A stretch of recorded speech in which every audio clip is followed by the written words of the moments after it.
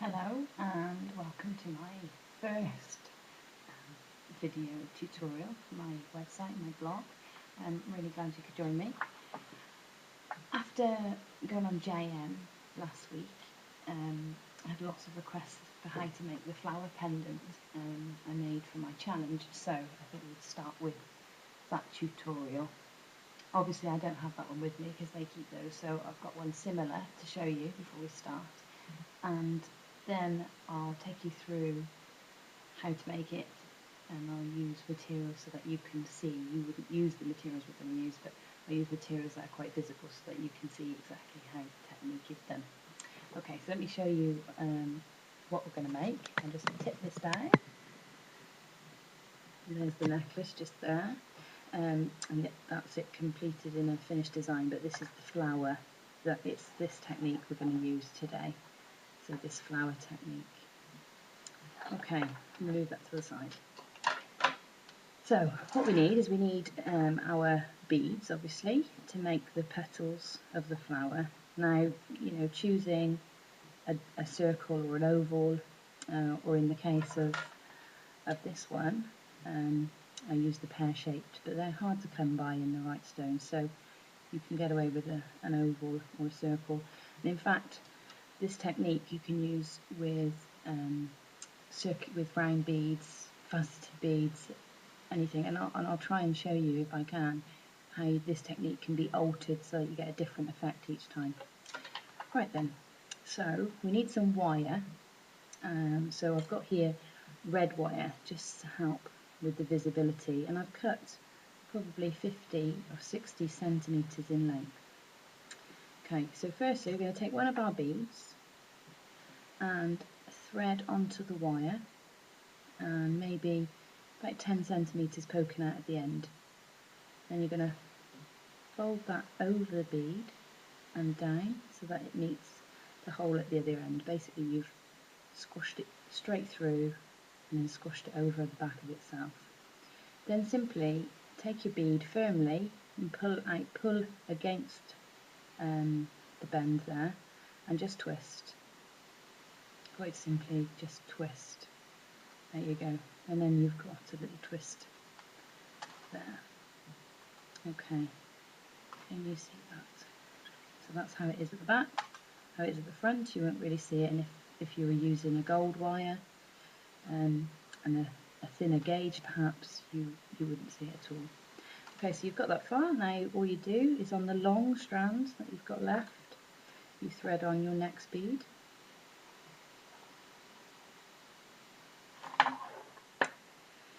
And pull it down to roughly the same distance. So I've got about, I don't know, 3 mils left on that piece of wire. I don't want to put it right down there because I need some play in the middle.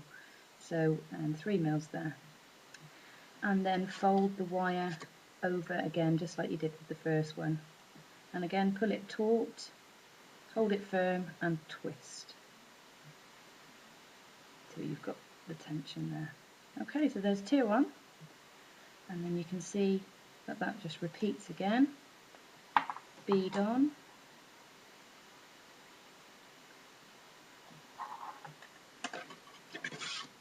Down about 3 mils out from the centre, or your next petal on the wire. So you've got 3 mils left on the wire. You can see, let me point just in case. So here, this little bit of wire there, you need just about 3 mils, just enough to give you a twist. Fold the wire back on itself. Again, pull firm, give it a few twists.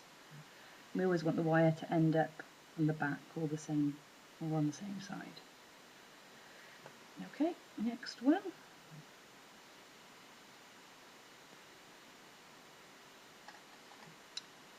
Three mils again. And sometimes for effect you might want to leave, a larger gap, because it might be nice sometimes to show the centre of a flower, especially if you're going to put more than 5 petals on. 5 just works nicely, I think, usually. Next petal,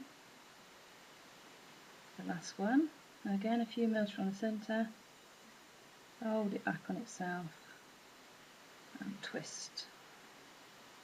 You do need to hold them quite firm when you twist to get a nice neat twist. Okay, as you can see, I've got quite a long length of wire left.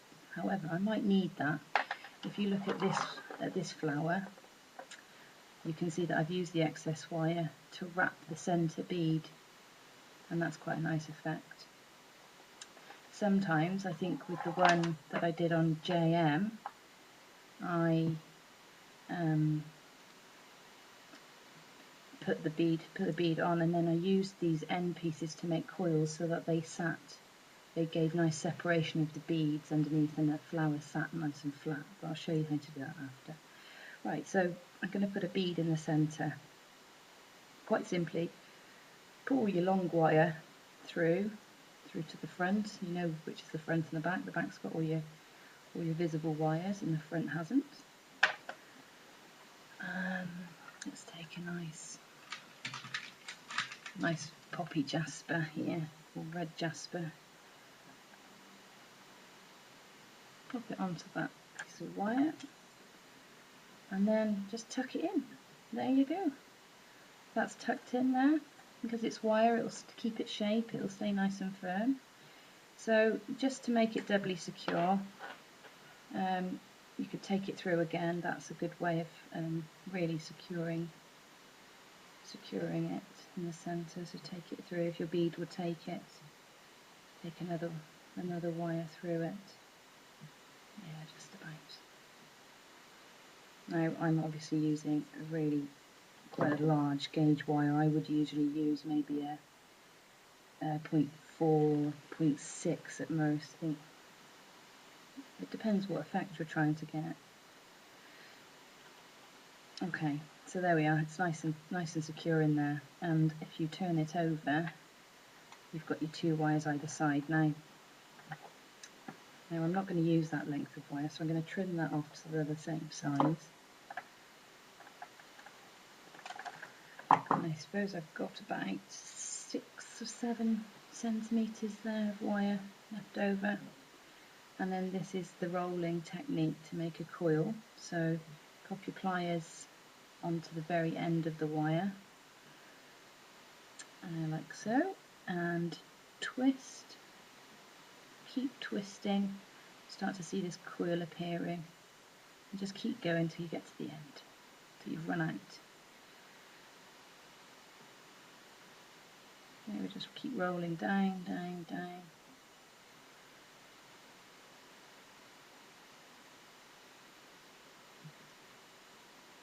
There we go. Obviously it's facing the wrong direction, so we'll just give it a twist. There we go. And the same with this one. Pliers right on the end.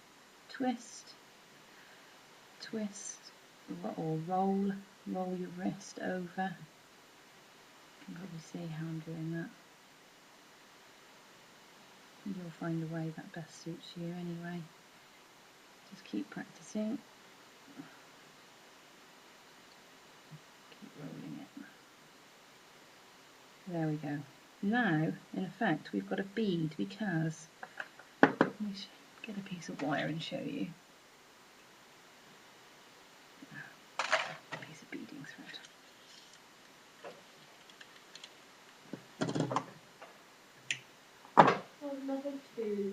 This is Tom. He's obviously a bit bored because Mummy's making a video. Hold on, Tom. Right, so you can see I've got 2 coils, one either side, and just pretend that this is our necklace. Now what we can do is just quite literally thread it on as we would any other bead, and there you go. What the coil will do is not only keep it sort of in place on the wire and flat instead of it twisting and turning, it will also act as a spacer so that our beads don't go underneath it. I'll try and get some beads here. So if I pop that one on and this one, you'll see exactly what I mean. There we go, there's 2 beads there. So the beads are coming there, and what it'll do is it'll stop it infringing on your bead, your flower, twisting. It'll stop it twisting. If you need to, you can always make the coil longer. pull it out further. Turn it back over. There you go. You can see. Should you have used had to use a different colour than red, like I have, you might actually make quite a nice feature. So you could make the quill even longer if you chose. Okay, so there you go. I hope that tutorial was okay for my first one, and I'll try and put some more on as and when I get time. And if you've got any requests for tutorials on anything else that you see that you like on my website, please let me know and I'll do my best to get a video on here for you. Thank you. Bye.